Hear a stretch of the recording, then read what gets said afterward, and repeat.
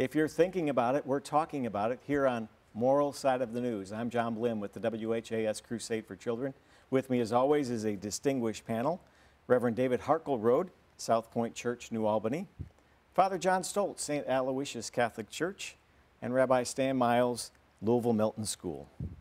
Our first topic, former President Donald Trump makes news twice this week. First, when a New York judge ruled Trump committed fraud and lied about his net worth for years, all to get favorable loan terms and lower insurance premiums. Second, for not showing up at the second Republican debate between presidential candidates. So we turn to our panel on Moral Side of the News, and despite the headlines panel, Donald Trump continues to be the preferred candidate and frontrunner in his party. What are your thoughts? I think obviously that's the reason that President Trump chose not to attend the debate, because there is no reason for him politically to attend the debate. With his legal troubles, I never thought I would see things like this happening in the United States of America, and it is really very distressing.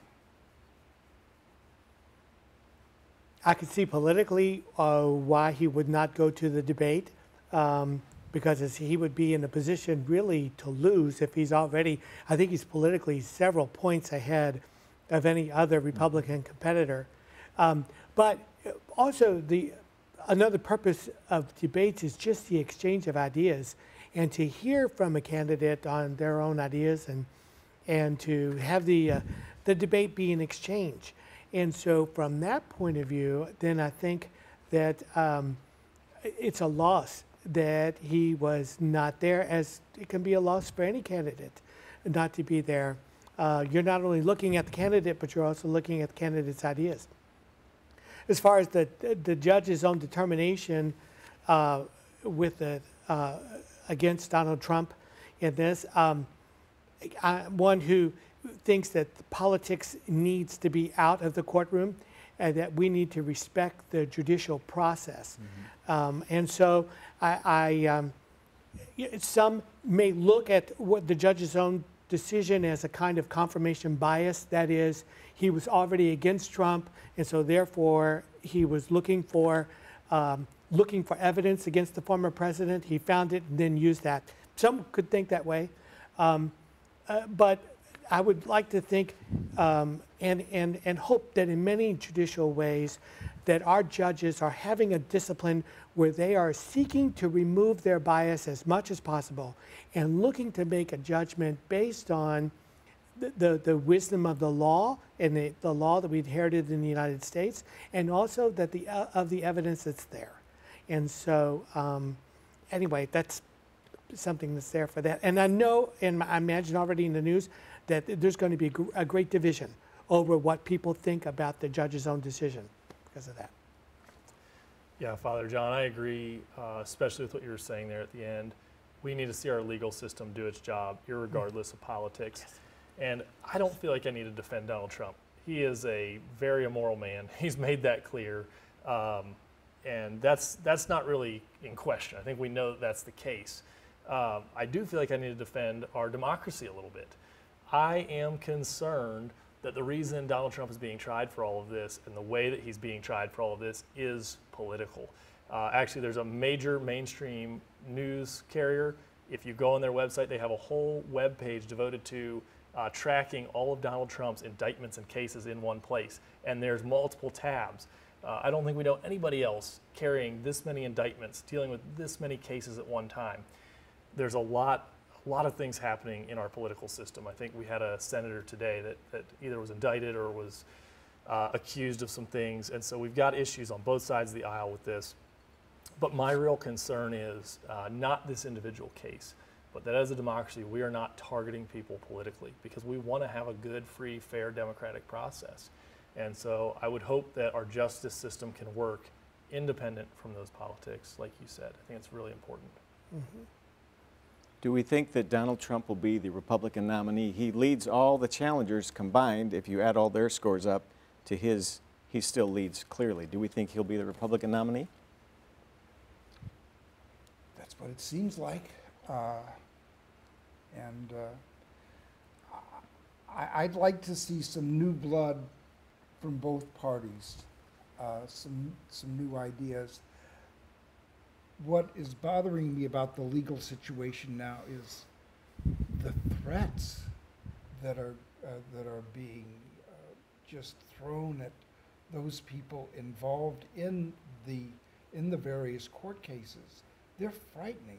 The fact that people who just need to do their job have to be under guard, and they and their families need to be protected against harm's way. That's not the way America has operated since the 18th century, and there needs to be, we need to put it on pause and try to operate our system in a more understanding and humane manner. I may disagree with you, and you may disagree with me, but threatening bodily harm, not only against the person, but against his or her family, no, that just can't be. Yes, Dan, the word that comes to my mind in light of your thoughts there, and I happen to agree, is the sense of respect, that we have respect for our judicial system and the way that it works. Now, I don't think it has always been in our history perfect, and so like any kind of human institution, I think the best mode of operation is continuous improvement, that there's evaluation and there's voting that happens. We vote our judges into office. And so I think those kinds of things bring about a sense of improvement to our judicial system. But at the same time, it is a system with people very dedicated to it, and I think that it deserves respect in how it works. And again, I just go back to a point and state is to keep the politics out of it, and let it work according to the principles, the Constitution and principles of law. Yeah, I think going back also to your question, unfortunately, I do think we have Donald Trump as the front runner and Joe Biden as a front runner, and I don't think that rerun is good for America. Stan, I agree with you. I'd love to see us have a new slate, some people with fresh ideas, fresh willingness to move the country forward in a lot of areas. And it does seem that we're going to have possibly a rerun of what we had before, and it just does not seem like the best for our country at this point. All right, we'll move to a second topic on moral side of the news. Thank you for watching and listening to our program. A giant we all know and most of us probably use, Amazon, is a monopoly. Is it a monopoly? That's the question. The U.S. government and 17 states seem to say yes. They have sued Amazon, saying the e-commerce giant abused its dominance and harmed competition. The complaint alleges Amazon unfairly promotes its own platforms at the expense of third-party sellers who rely on Amazon for their business. So panel, big question, is Amazon too big? When I read the prep material for the show today, I thought about the last time I ordered something on Amazon, which was the past week. And when I look to order something, I look about, first of all, brand, second of all, price, and third of all, yes, I'll admit it, I'm a member of Amazon Prime, so if I could get the Prime free delivery.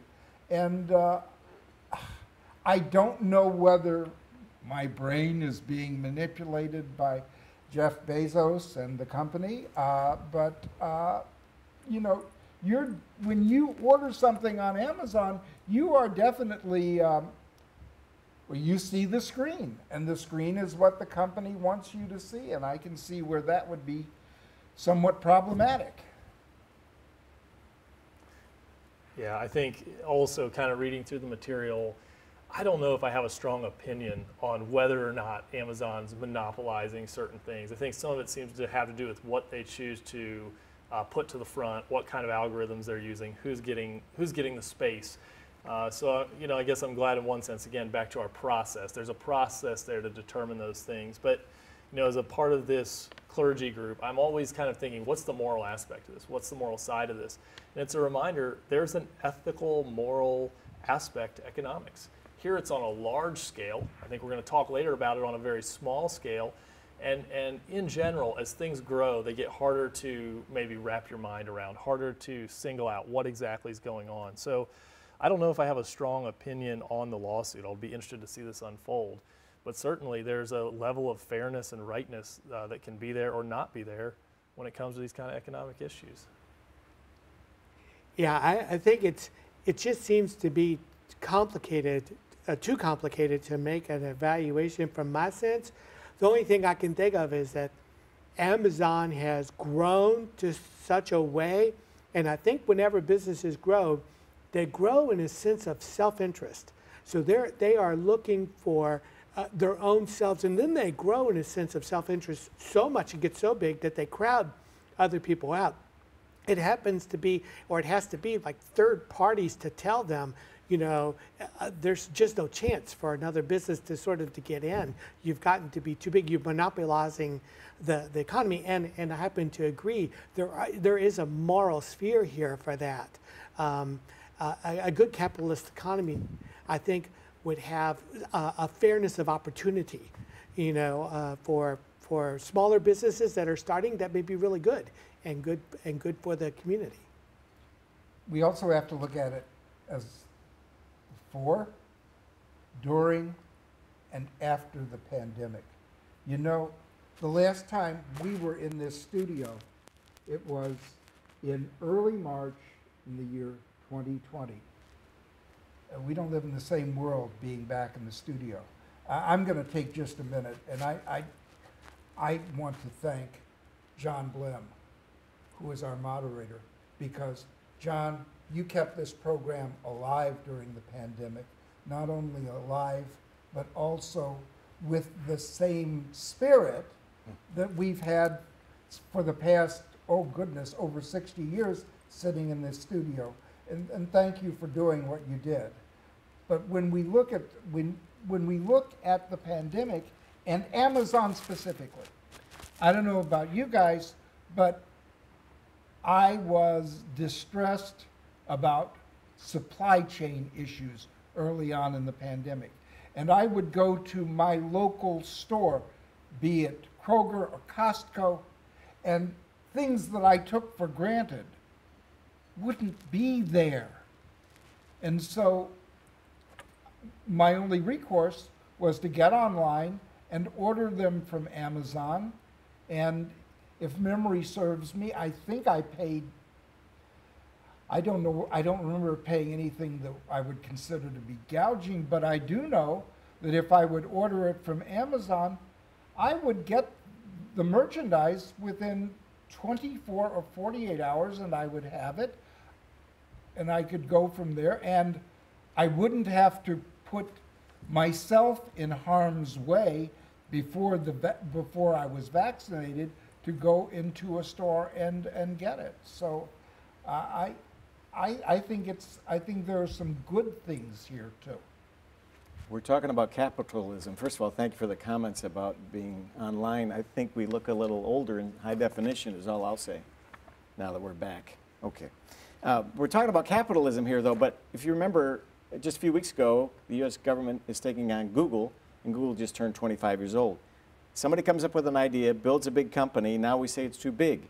But we also think when we're online, on Amazon, we're privately just looking at things, but really we know we're being tracked. So is this the problem? Is there an ethical, moral problem here with, we thought you'd like this when you buy your Amazon Prime, whatever it is?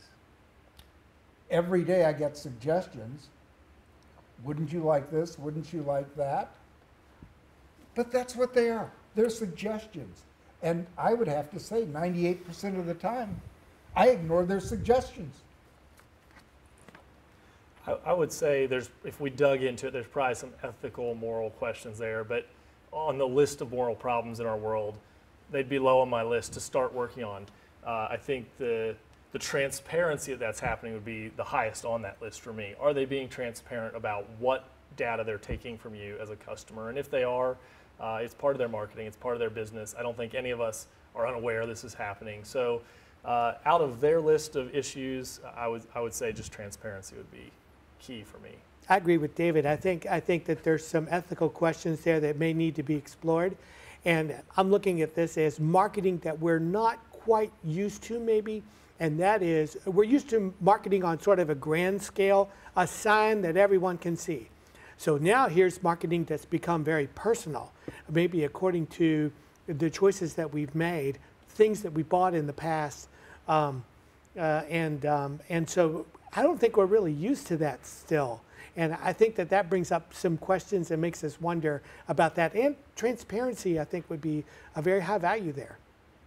So back in the 20th century, I think the government took on railroads, big oil, and said, you're just too big. And let's not forget the phone company in more recent memory in the 80s and 90s. Or the Pure Food and Drug Act in the early 90s. So is the government just saying, you can't be that big? Is this a government move, and this is just we're revisiting history? Or where do you think this stands? Is it as big as that, those moves we're talking about from before? Anybody? As big, you can't be that big. Just being big is neither moral nor immoral. It is how you function if you are big. You can't be that exploitive. You can't be that hurtful. You can be hurtful if you're big, you can be hurtful if you're small. Going back to one of my favorite verses from Scripture, love your neighbor as yourself. Works for individual neighbors. It also, I think, needs to work for the corporate world as well.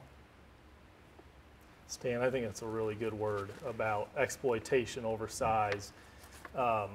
There's kind of, one of the things I'm thinking about on the moral side of this is, in our world, we constantly watch this move to try to keep some sort of equilibrium, because in my tradition, in the Christian tradition, we believe that sin has marred the whole world, that the world has fallen, and that things are going to constantly tend toward disrepair, in a sense, that people are going to tend toward trying to take advantage.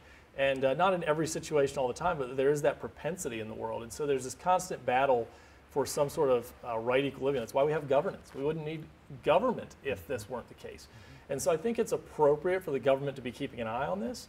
But again, in our political context, what we tend toward is you're for Amazon or you're against Amazon. You know, they're too big or they're not too big. But to get into the nuance of are they exploiting people? Is it fair? Those are hard things to do, but I think that's the right job. That's the job our government needs to be doing for us. I look at competition as a good thing. It is, from a capitalistic point of view, it is a kind of accountability to a company. Mm-hmm. If a company is competing against another, then the results and some of the choices that they make, they're accountable for. When some company becomes so big that they become a monopoly, it doesn't happen so much. So then, at a monopoly, you'd want to look at some of the results, some of the fruits of that company. So are they really keeping prices fair? Are they giving good value to their customers? What about the pay to their employees? What about their use of resources? What about the sense of the overall company's efficiency and even profitability? There's some things there that competition would hold a company accountable to, including maybe even their internal ethical choices that they make as a company. That other companies competing can, give them some accountability in that way. So when a company becomes so big that it becomes a monopoly, you really don't have that. And then that large company can act in its own way, no matter the injustice or the results that happen from it. All right, we're going to move on to a third topic on Moral Side of the News, and we're going to stay in the retail industry. Retail giant Target will close 9 stores in New York, San Francisco, Portland, and Seattle. Target says theft and organized retail crime have threatened the safety of its workers and customers. Panel, many retailers say theft is a huge challenge they face. Target is now taking this action. What can be done about this? I honestly don't know. I'm trying to picture myself walking into my local Target, and you walk in, you go through a metal detector, both going into the store and leaving the store, and I just, I can't wrap my hands around the problem.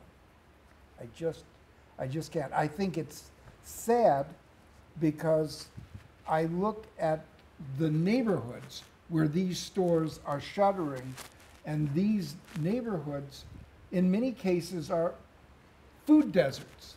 That the people who live in these neighborhoods cannot get food and the necessities of life for a reasonable amount of money, if at all.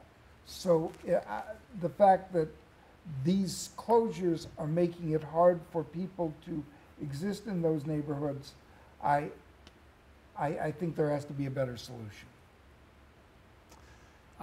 Stan, I really think there's a clear solution, and I think it's the old adage of crime and punishment.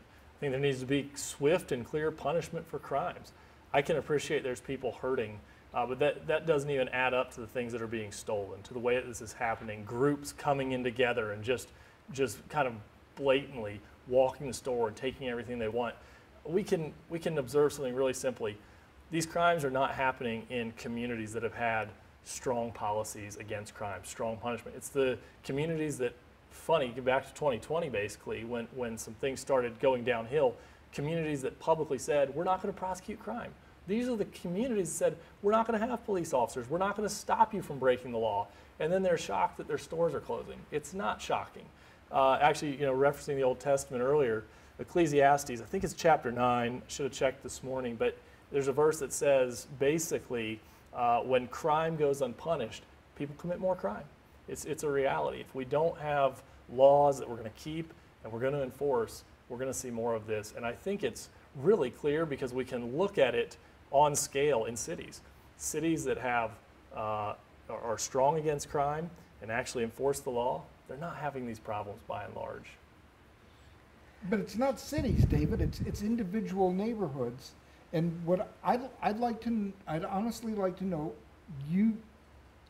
I understand what you're saying, but I walk into a store where there is this under control. By your definition, how do you see the control working?